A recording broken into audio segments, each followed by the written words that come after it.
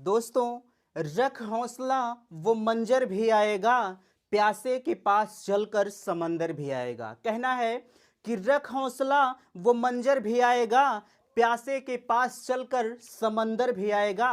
थक कर न बैठ ए मंजिल के मुसाफिर, थक कर न बैठ ए मंजिल के मुसाफिर, मंजिल भी मिलेगी और मिलने का मजा भी आएगा, और मिलने का मजा भी आएगा।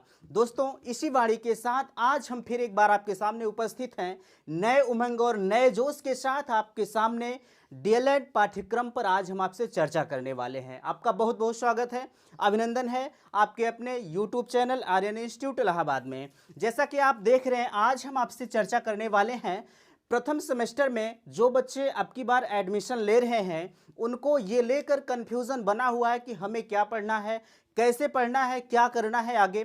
उसी की रणनीति पर आज हम आपसे बात करने वाले हैं। उनको कन्फ्यूज़न था कि हमारे जो है फर्स्ट सेमेस्टर में कितनी बुकें होती हैं, कैसे क्या होता है, तो आज हम उसी को आपसे डिस्कस करते हुए लेके चलेंगे।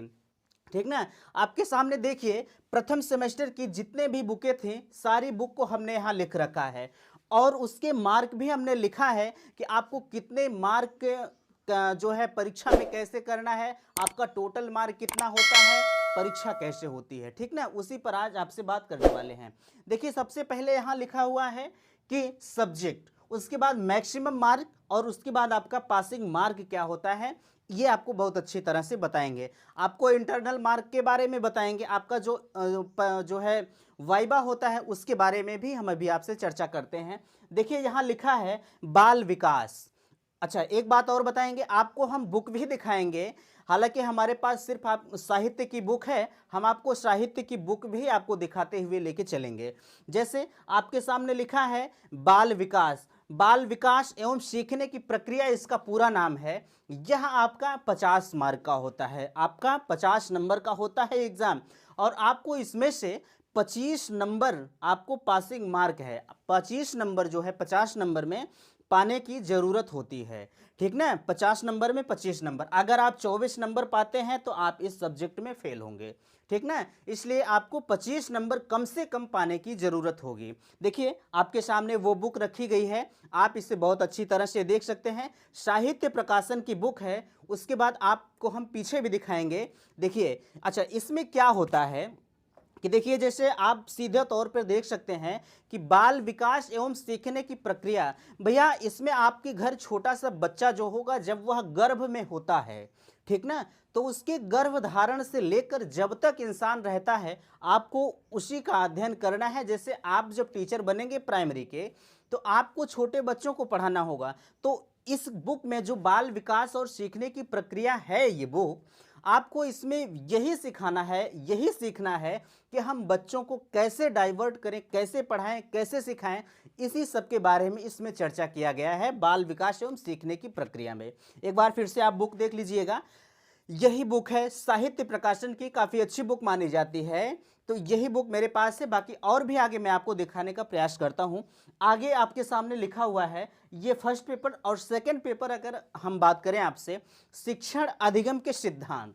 शिक्षण अधिगम के सिद्धांत ये भी जो है इसी बाल विकास का दूसरा पार्ट है, और इस दूसरे पार्ट में ये भी आपके 50 नंबर के होते हैं। आपका पूर्णांक जो होता है ये भी 50 नंबर का होता है, और इस 50 नंबर में आपको 25 नंबर पाने की ज़रूरत होती है।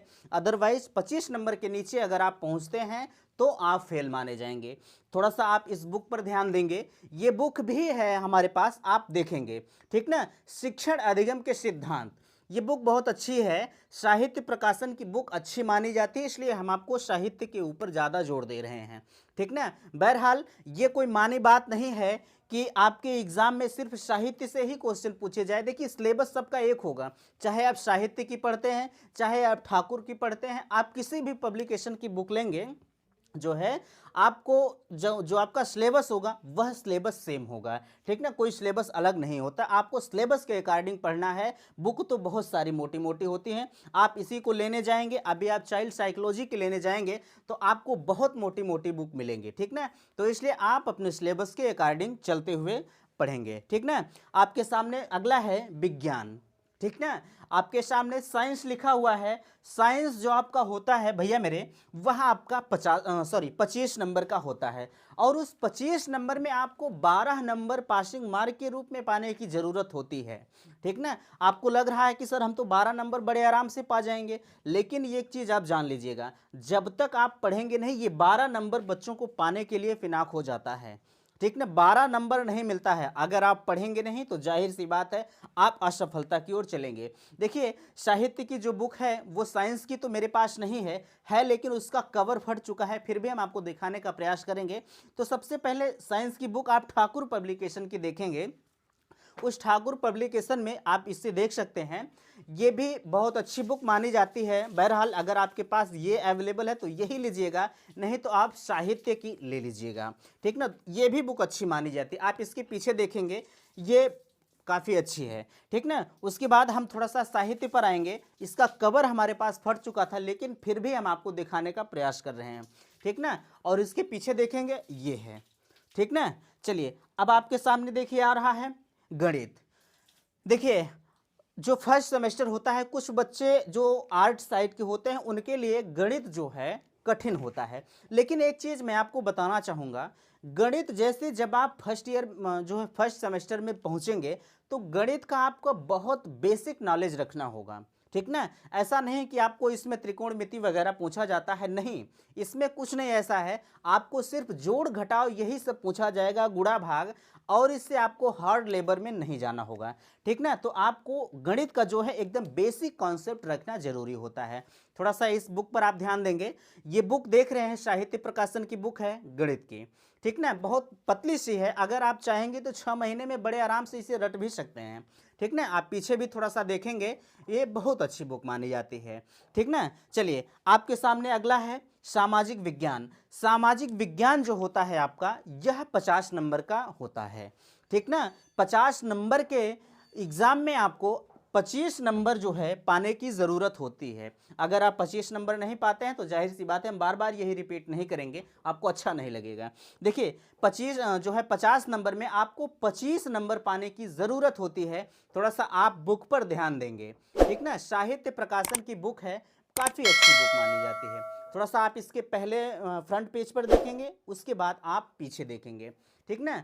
उम्मीद करते हैं कि आप इसे देख लिए होंगे। चलिए, अब अगला आपके सामने लिखा हुआ है हिंदी। हिंदी, चाहे आप साइंस पढ़े हों, जैसे आप ग्रेजुएशन में चाहे आप साइंस पढ़े हों, चाहे आर्ट पढ़े हों, आप कुछ भी पढ़े हों, हिंदी सबके लिए अवेलेबल है। हिंदी सबको पता है। हिंदी में भी आपको बहुत ही बेसिक कॉन्सेप्ट रखना होता है, बेसिक नॉलेज। ठीक ना। हालांकि हिंदी सबको आती है। हिंदी जो आपका एग्ज़ाम होगा भैया, वह आपका 25 नंबर का होता है। ठीक ना। आपका एग्ज़ाम जो होगा वह आपका 25 नंबर का होगा। उस 25 नंबर में आपको 12 नंबर पाने की ज़रूरत होती है पासिंग मार्क के रूप में। ठीक ना। उसके बाद आप ऊपर चाहे जितना पाएँ, 25 नंबर, 24 नंबर पाएँ, 23 नंबर पाएँ, मैं ये नहीं कहता हूँ कि आप सिर्फ 12 ही नंबर पाएँ, सिर्फ आप 25 नंबर ही पाएँ, नहीं, आप 40 पाइए, 45 पाइए, 49 नंबर पाइए, 50 भी पाइए, ये कोई मानी बात नहीं है। ठीक ना। ये आपके आत्मनिर्भरता पर निर्भर करता है, जो है आप कितना समझ पाते हैं, कितना सोच पाते हैं, कितना नंबर गेन कर पाते हैं, आपके ऊपर डिपेंड करता है। ठीक ना। तो थोड़ा सा आप हिंदी को देखेंगे, साहित्य प्रकाशन की बुक है, बहुत पतली सी बुक है, आप इसे गौर से देखेंगे।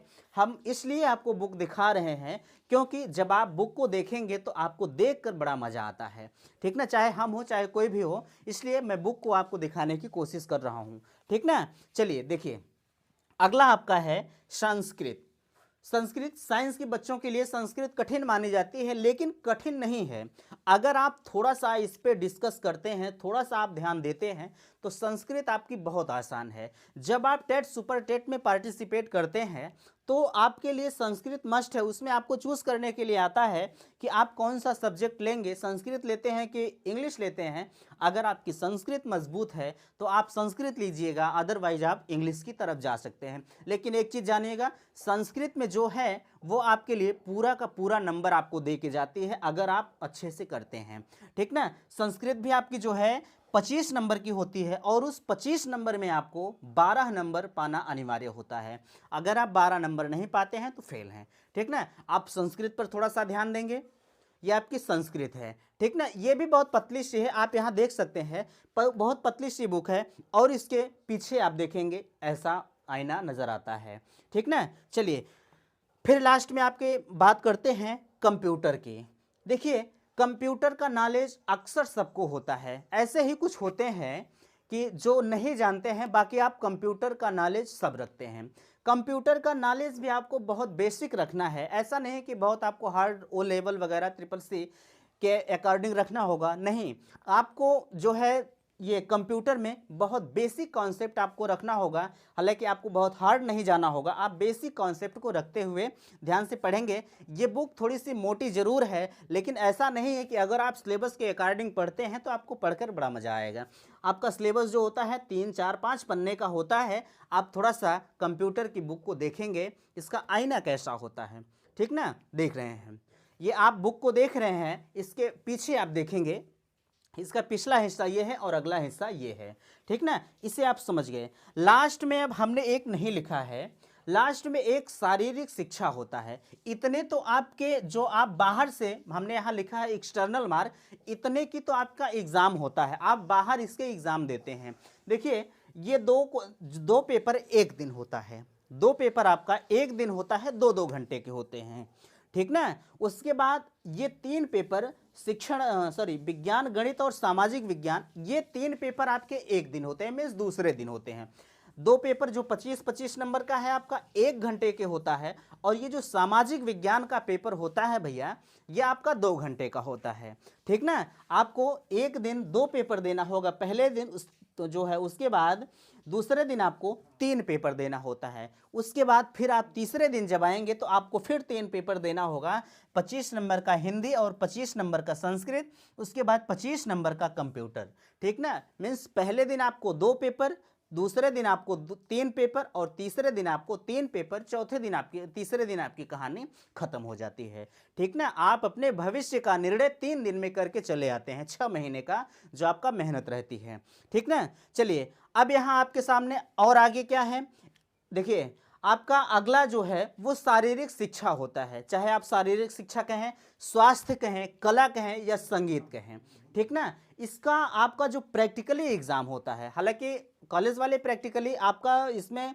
देखा जाता है कि आप कॉलेज में कैसे आए हैं, क्या किए हैं, ये आपका सिर्फ इंटरनल मार्क होता है, ना कि आपका एक्सटर्नल होता है। ये कॉलेज वाले के ऊपर डिपेंड करता है कि आपको कितना नंबर देते हैं। इसका पूर्णांक जो है 50 होता है, हमने यहाँ नहीं लिखा है, 50 नंबर का पूर्णांक होता है, बट आपको इसमें से 30 नंबर पाने की ज़रूरत होती है। थोड़ा सा आप इस पर भी देखेंगे, इसमें आपको योगा संबंधी बहुत अच्छी अच्छी जानकारियाँ दी गई हैं। आप अगर इसे पढ़ते हैं तो बड़ा मज़ा आता है पढ़ने में, चूँकि मैंने पढ़ा है, मैं जानता हूँ, ठीक ना। आगे क्या है, अच्छा आपको अब आपके दिमाग में यह आ रहा होगा कि एक चीज़ हमने नहीं बताया आपको। अच्छा आपके फर्स्ट सेमेस्टर में, फर्स्ट क्या, आपके जो चारों सेमेस्टर होते हैं, आपके इंटर्नशिप लगती है प्राथमिक विद्यालय में, ठीक ना।